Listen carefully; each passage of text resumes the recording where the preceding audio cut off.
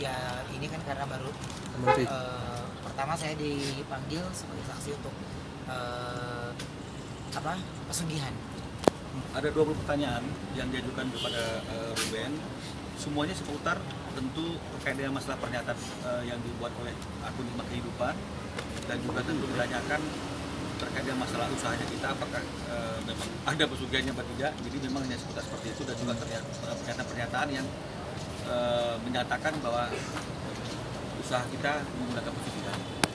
Jadi seputar itu ada 20 pertanyaan, termasuk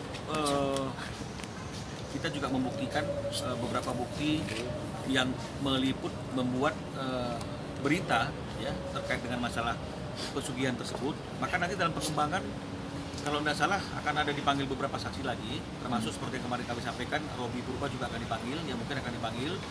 Dan juga tadi bicara dalam pengembangan mungkin akan ada salah satu program ya, satu program acara yang juga membuat tayangan tentang berita tersebut ya, maka secara eksklusif. Jadi mungkin akan dimintai keterangan juga.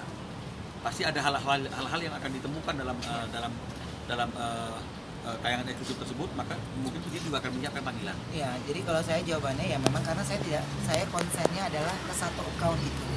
Jadi saya tidak ke yang lain-lain gitu ya. Jadi baik hal yang apapun pemberitaan di sana, saya konsennya hanya di satu account itu. Bagaimana pengembangan permasalahan ini kan semua tergantung penyidik gitu ya. Jadi ya kita ikutin aturan yang sudah ada. Ya, sekali lagi saya tegaskan, saya tidak pernah melaporkan beliau. Ya, jadi saya juga tidak tahu kenapa beliau tiba-tiba preskon, kenapa beliau berstatement ini itu, saya juga tidak mengerti. Jadi dalam pertanyaan 20 pertanyaan ini sama sekali tidak ada pertanyaan tentang beliau gitu ya. Jadi ini harus diluruskan. Di sini saya meluruskan bagaimana saya ini sebagai korbannya. Saya tidak pernah preskon, jadi tidak perlu ada yang saya klarifikasi. Saya hanya melakukan bikin pelaporan sesuai dengan aturan hukum, begitu aja. Kita kan ditanyakan sama beliau, kenapa beliau kebelingsatan sendiri, kenapa beliau tiba-tiba ngundang teman-teman wartawan, kenapa beliau, saya ditanyakan lagi sama beliau. Nah, yang nyekanya jadi guenya. Abis lu tanya ke dia, lu mau nggak mau minta konfirmasi ke gue nggak tahu apa-apa karena gue nggak pernah ngelaporin dia gitu ya. Digali hal-hal yang untuk mencari kebenaran yang bersifat material, sehingga kalaupun ada penetapan tersangka siapapun, penyidik sudah melakukannya dengan cara yang benar. Jadi bukan subjektivitas tapi objektivitas berdasarkan fakta-fakta dan bukti-bukti yang mereka temukan. Jadi sekali lagi saya katakan, jadi kalau misalnya kemarin seolah dikatakan kita seperti membentuk opini publik untuk menyatakan bahwa ada tersangka inisial R, kita tidak pernah mengatakan. Tapi ketika teman wartawan bertanyakan siapa tersangkanya, siapapun bisa yang terkait. Saya pun bisa. Jadi itu kan semua tergantung penyidik gitu. Betul. Jadi betul. Makanya yang saya bilang gini, di dalam juga nggak ada pertanyaan mengenai beliau, nggak ada apapun itu. Jadi ya jangan panik gitu, tenang aja. Saya pun juga tenang. Jadi saya juga cukup nonton tayangan-tayangan itu yang saya cuma bilang ini apa sih gitu, yang gue laporin siapa, yang preskon siapa, yang jawab siapa, psikis keganggu, lah saya ya korbannya. Lo saya juga tenang. Kalau gue biasa aja, kalau ngomong renang gue nggak pernah punya program sama dia. Jadi dibilang ya kalau semua orang juga manggilnya kan Koko kan, ya itu nama panggilan gitu. Tapi kalau dibilang kerja bareng ya kerja sebentar sebagai bintang tamu. Lu boleh cek ada nggak gue punya program reguler sama dia, nggak ada sama sekali gitu. Jadi mudah-mudahan tidak tergiring opini hubungan saya renggang. Saya biasa aja, saya tidak ada dendam dengan dia, tidak ada masalah dengan dia, tidak ini. Saya jelaskan sekali lagi di sini saya sebagai korban.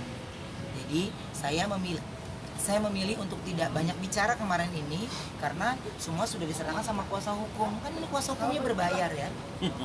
Jadi tidak penting untuk dia mengklarifikasi di yang lain-lain. Ini kan headline yang semakin naik, itu menggiring. Jadi dari sisi yang sebelah panas, kesannya kami yang begini gitu. Jadi mohon maaf sekali lagi mungkin disampaikan dari media ini, kami tidak melaporkan beliau ya. Jadi itu di garis besar. Belum berita ini saya laporkan, saya sudah pernah seharusnya kalau teman-teman, kalau mudah-mudahan beliau mau menjelaskan. Sebelum berita ini saya sudah bilang, kamu mau nggak mengklarifikasi lewat Instagram? Tapi dia memilih respon. Harusnya cukup dari Instagram bla bla bla bla bla bla bla selesai. Dia memilih respon. Saya diam. Saya juga taunya dari account ya yang ngetek-ngetek di Instagram gitu loh, gitu ya. Kok respon? Harusnya lu gua ajakin ke kantor polisi nggak mau. Bikin laporannya bareng. Jadi posisinya lo, kok lu respon sendiri? Dia memang ngajakin preskon, tapi lu nggak perlu preskon. Lu cukup memberikan statement, apapun yang diberitakan itu adalah hoax. Selesai. Nah, itu yang saya bingung. Tiba-tiba dia muncul di acara-acara sebagai bintang tamu. Loh, saya pun yang ada di TV itu tuh nggak datang ke acara-acara apapun. Pernah nggak teman-teman ngelihat saya duduk di talk show untuk membahas hal itu? Enggak kan? Karena ini kan sebuah instansi gitu. Akhirnya yang menggiring opini, wah Rubennya GR, wah padahal nggak gini. Nah kan, akhirnya panjang jadinya. Yang ruginya siapa? Akhirnya tergiring opini, saya terlalu lebay, saya terlalu over. Padahal saya ngatain beliau nggak ada nggak teman-teman? Gue ngatain beliau itu nggak ada. Gue nyindir juga nggak ada ke dia. Gitu. Jadi stop untuk memberikan statement-statement yang menurut kita itu nggak ada di pelaporannya gitu. Orang lu nggak dilaporin, lu nggak diapa-apain juga, terus lu tiba-tiba lu asik-asik jawab terus gitu. Jadi buat kami, saya nontonnya cuman gini doang, saya nggak marah, cuman lu kenapa sih gitu-gitu aja, lu Ya, kenapa? mungkin karena pertanyaannya adalah siapa aja yang bisa jadi tersangka. Jawaban kita siapapun bisa. Iya. Nah, yang Jadi, pasti adalah akun Nikmah Kehidupan ketika ditanya dari mana referensinya, kan pasti akan merefer ke sumber pertamanya. iya. Kan hanya itu aja. Jadi nggak ada yang lain. Jadi kenapa mesti harus dikembangkan sampai membuat suatu teori melalui media? Makanya saya katakan pembelaan itu di ruang pengadilan, bukan di ruang publik. Iya. Kewenangan saya untuk menyatakan seseorang itu jadi tersangka, yang berwenang siapa? Penyidik kepolisian. Tapi kalau bicara mengenai masalah siapa saja yang memungkinkan, saya jawabkan benar. Akun Nikmah Kehidupan yang kita laporkan, tapi dalam pengembangan pasti akan ada pertanyaan, itu logika. Karena hukum adalah logika, dari mana sumbernya? Dia sampai berani membuat berita seperti itu. Nah, menurut keterangan mereka, sumbernya kan adalah tayangan akun YouTube-nya si Robi Purba. Yang menyebutkan itu kan ada orang-orang tertentu dalam tayangan tersebut. Kan ini kan hanya kesana saja. Tidak ada hal-hal yang kita create. Semua tergantung penyidik. Kita nggak intervensi. Nah, jadi kalau dikatakan jangan menggiring opini publik ke hoax, apa kepentingannya kami untuk menggiring opini publik? Nggak ada gunanya. Karena seandainya beliau ya RK dia bisa berkata jujur, bukti-bukti WhatsApp-nya yang saya berbicara dengan dia itu semua saya nggak ada yang gitu. Saya ketika dia bilang, oh lu damai, emang gimana ceritanya, bla bla bla bla bla, sampai saya surprise dia memberikan lawyer yang sama, itu kan menurut saya, oh iya, oke, saya kan nggak ada masalah. Toh nyatanya saya konsen ke akunnya, tetap tidak ke dianya. Oh gara-gara lu gini, oke lu gue laporin. Nggak ada mas, demi Allah saya nggak ada laporin dia sama sekali. Jadi beliau juga jangan baca beritanya setengah-setengah, ikuti duduk perkaranya. Jadi ada penyidik ini, akhirnya pengembangannya melebar. Akhirnya adalah nama restorannya yang disebut ini, dan ada kemungkinan restoran yang disebut itu akan dipanggil. Akhirnya kan panjang. Iya kan, jika nama itu, restoran itu pun gitu, tapi kita nggak tahu. Akhirnya dampaknya nanti apa? Kalau restoran itu dipanggil, ya dari si beliau yang menyebutkan, ayo, akhirnya apa? Restoran tidak diterima, panjang lagi ke beliau. Kalau punya kelebihan dan yang lain-lain, hati-hati. Cinta atau apa sama aja kayak gini juga. Pasti perkataan orang seperti itu juga. Aditya yang dikatain dan kayaknya pasti orang ngomong ntar kalau ditinggalin Koeli nangis lagi, doain aja yang terbaik. Nah makanya saya dekat dengan Koeli kan sebetulnya dalam niatan kan emang nggak terlalu mengejar popularitas satu. Saya ada rezeki di dunia entertain ya saya syukuri, nggak pun saya bekerja karena kan pada dasarnya saya memang pekerja biasa gitu kan ya, karena sekarang ada dibuka. Ya emang sih maupun orang percaya dan tidak percaya itu pasal bodoh. Aku mau terserah orang itu mau nanggap kita berdua itu apa gitu aja. Omongan orang apa sih lo nggak peduli gitu kan. Kalau saya sendiri ngomong orang, saya akan sakit hati dan tidak sehat. Lebih fokus ke Karir dulu. karir apa yang mesti kita jalani itu aja ya. Dari rezeki bersama. Gitu. Jadi jangan sampai masyarakat menilai saya dekat dengan Bu Eli hanya sekedar mengincar harta. Apalagi sampai menumpang hidup sama perempuan itu gengsi lah buat seorang pria. Gitu, Aduh gengsi gede banget sama dia. Iyalah ya mas ya, mas kan juga pasti gengsi kan ketika kita harus gini-gini ke cewek gitu kan, makanya kita harus ngasih ke cewek, jangan sampai kita numpang hidup sama perempuan lah. Derajat seorang laki-laki itu dipertaruhkan ketika kita hidup di bawah harta. Jangan astagfirullah sih.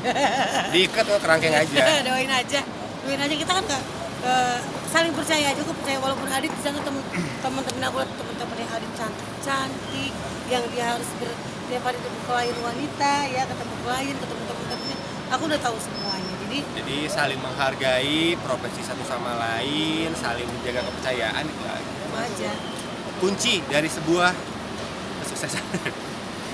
jadi perjalanan itu kuncinya harus saling jujur dan saling percaya. Sampai seperti itu ya, Bapak bukan jodoh aku berarti.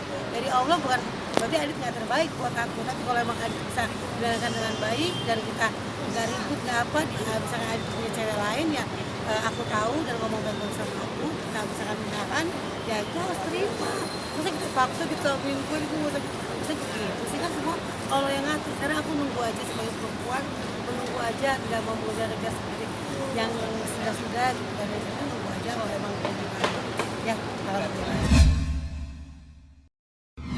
Erbi dan Irfan syukur aja dia mereka baikan, dan kalau Irfan udah mau melamar Irfan itu syukur, kita syukurin ya, kita doain yang terbaik ya. Didoain aja lah, meskipun saya nggak kenal sama Irma sama Irfan, yang baik-baik lah, doa buat mereka, semoga kehidupan mereka jauh lebih bahagia.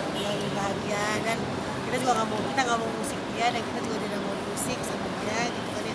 Udahlah Berbi, jalani kehidupan masing-masing aja, dan aku tidak ada iri sama sekali sama mereka karena Irfan itu lebih jauh lebih baik, Adit juga lebih baik menurut aku.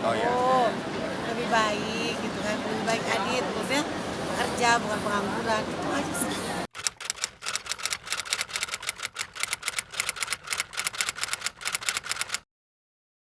Jadi jangan lupa untuk subscribe Cumi Cumi.